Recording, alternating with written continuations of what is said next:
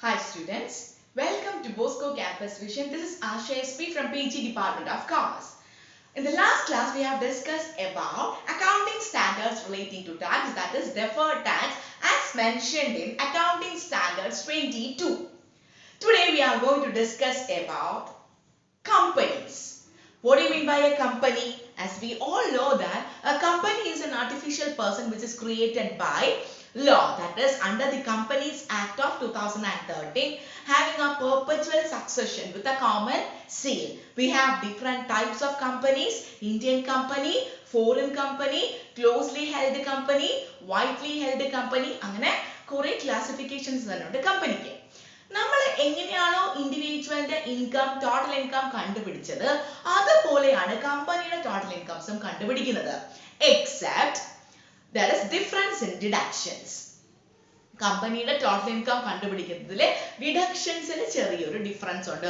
പക്ഷേ gross total income വരെ നമുക്ക് ഇൻഡിവിജ്വൽസിലും 5 ഹെഡ്സ് ഉള്ളതുപോലെ തന്നെ ഇവിടെയും കമ്പനിയിലും 5 ഹെഡ്സ് തന്നെയാണ് ഉള്ളത്. Income from salary, income from house property, profit and gains from business or profession, capital gain and income from other sources. ഞാൻ പറഞ്ഞ എന്താണ് ഡിഫറൻസ് ഉള്ളത്? ഗ്രോസ് ടോട്ടൽ ഇൻകം വരെ ഡിഫറൻസ് ഒന്നുമില്ല. അത് കഴിഞ്ഞ് വരുന്ന ഡിഡക്ഷൻ ആണ് ഡിഫറൻസ് ഉള്ളത്. ഇൻഡിവിജ്വൽസിന്റെ ഡിഡക്ഷൻ എന്ന് പറയുന്നത് ഡിഡക്ഷൻ അണ്ടർ സെക്ഷൻ, നമുക്കറിയാം deduction is defined under section 80C to 80U. Gross total ഇൻകത്തിൽ നിന്നും 80C to 80U കുറയ്ക്കുമ്പോഴാണ് നമുക്ക് ടോട്ടൽ ഇൻകം കിട്ടുന്നത്. അപ്പൊ ഈ 80C to 80U വരുന്നുള്ള കാര്യം, ഇപ്പം ഇൻഡിവിജ്വലില് 80C, 80CC, 80CCD അങ്ങനെ കുറെ കാര്യങ്ങൾ വരുന്നുണ്ട്. ബട്ട് കമ്പനിയുടെ ഡിഡക്ഷൻസ് കുറച്ച് വ്യത്യാസമുണ്ട്. അപ്പൊ നമ്മൾ ഇന്ന് നോക്കാൻ പോകുന്നത് what are the deductions available for companies. അപ്പൊ ഇവിടെ കമ്പനീസിന്റെ വരുന്ന ഇതിൽ കുറച്ചും കൂടി ഉണ്ട്. നമുക്ക് ഇമ്പോർട്ടന്റ് ആയിട്ട് 7, 8, 9, 10, 11 ഐറ്റംസ് മതി. 80G, 80GGA, 80GGB, 80IA, IB, IAC, IB, then 80IB, then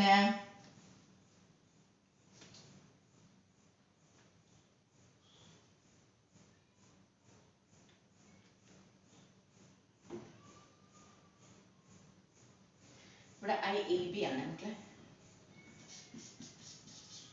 80IAB, 80IAC, 80IB, then 80IBA, 80IC, 80ID, 80IE.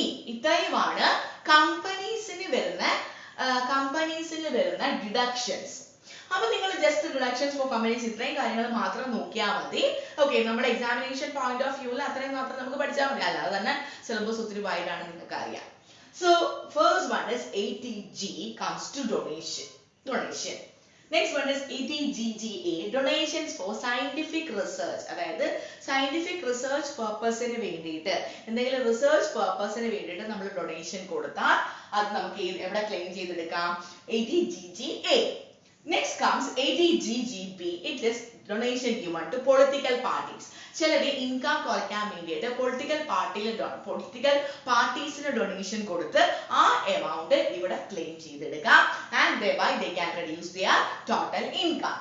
Then 80IA എന്ന് വിളിക്കുന്നത് profit from industrial undertakings engaged in specified sectors.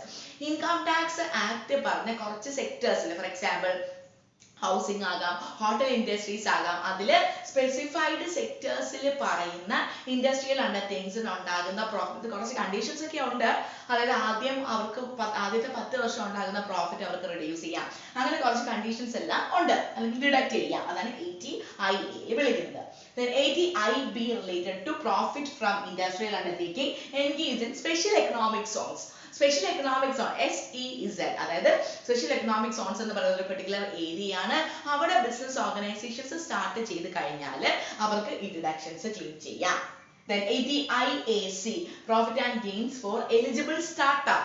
ചില സ്റ്റാർട്ടപ്പ് പുതുതായിട്ട് തുടങ്ങുന്ന ഓർഗനൈസേഷൻസിന് എന്ത് ചെയ്യാം? Deductions claim ചെയ്യാം.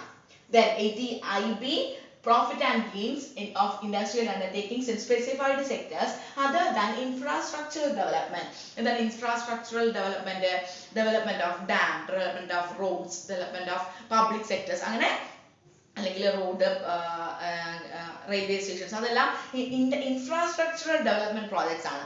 അതല്ലാതെ വേറെ എന്തെങ്കിലും സ്പെസിഫൈഡ് സെക്ടേഴ്സിൽ തുടങ്ങി കഴിഞ്ഞാൽ നമുക്ക് എന്ത് ചെയ്യാം? 80IB ഡിഡക്ഷൻസ് ക്ലെയിം ചെയ്യാം. Then 80IBA, profit from housing projects. Housing projects engage ചെയ്യുന്ന ഓർഗനൈസേഷൻസ് ആണെങ്കിൽ അതിൽ നിന്ന് കിട്ടുന്ന പ്രോഫിറ്റ്സ് നമുക്ക് എന്ത് ചെയ്യാം, അതൊരു കമ്പനി ആയിട്ടാണ് എസ്റ്റാബ്ലിഷ് ചെയ്യുന്നതെങ്കിൽ അതിൽ നിന്ന് കിട്ടുന്ന പ്രോഫിറ്റ് റെഡ്യൂസ് ചെയ്യാം.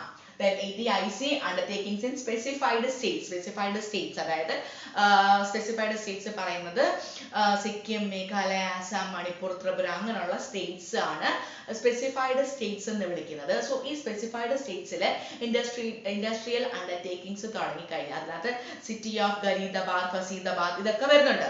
അപ്പൊ അവിടെ തുടങ്ങി കഴിഞ്ഞാൽ they can claim reduction under section 80IC. The next comes 80ID എന്ന് പറയുന്നത് profit and gains arising from hotels or convention centers. എൻ്റെ ബിസിനസ് അല്ലെങ്കിൽ എൻ്റെ കമ്പനി എന്ന് പറയുന്നത് in case hotels or convention centres ആണെന്നുണ്ടെങ്കിൽ അതിൽ നിന്ന് കിട്ടുന്ന പ്രോഫിറ്റ് ആദ്യത്തെ 5-10 വർഷത്തിലുണ്ടാകുന്ന പ്രോഫിറ്റ് എനിക്ക് ഡിഡക്ഷൻ ആയിട്ട് ക്ലെയിം ചെയ്യാം. Then comes 80IE, profit or gains from industrial undertakings in north eastern states. ഇന്ത്യയിലെ നോർത്ത് ഈസ്റ്റേൺ സ്റ്റേറ്റ്സിലെ ഇൻഡസ്ട്രിയൽ അണ്ടർടേക്കിങ്സ് സ്റ്റാർട്ട് ചെയ്ത് കഴിഞ്ഞാൽ they can claim deductions. അതിന്റെ പ്രോഫിറ്റ് അവർക്ക് ഡിഡക്ഷൻസ് ആയിട്ട് ക്ലെയിം ചെയ്യാം. So these are the deductions available for companies. ഇത് ഒഴിച്ചു കഴിഞ്ഞാൽ നമ്മുടെ ടോട്ടൽ ഇൻകം ഇൻഡിവിജ്വൽസിന് എങ്ങനെയാണോ ക്ലെയിം ചെയ്യുന്നത് അല്ലെങ്കിൽ കമ്പ്യൂട്ട് ചെയ്തത് അതുപോലെ തന്നെയാണ് കമ്പ്യൂട്ട് ചെയ്യുന്നത്. സോ ഇത്രയും നിങ്ങൾ ഒരു പേപ്പറിൽ അല്ലെങ്കിൽ നമ്മൾ ബുക്കിൽ എഴുതി വെക്കുക. ഇത്രയും മാത്രം ജസ്റ്റ് ഒന്ന് വായിച്ചാൽ മതി. Okay, so that's all about the today's session. അപ്പോൾ നമുക്ക് നെക്സ്റ്റ് ക്ലാസ്സിൽ total income of companies tax rate എല്ലാം ഡിസ്കസ് ചെയ്യാം. So this is Asha SP signing off from Bosco Campus Vision.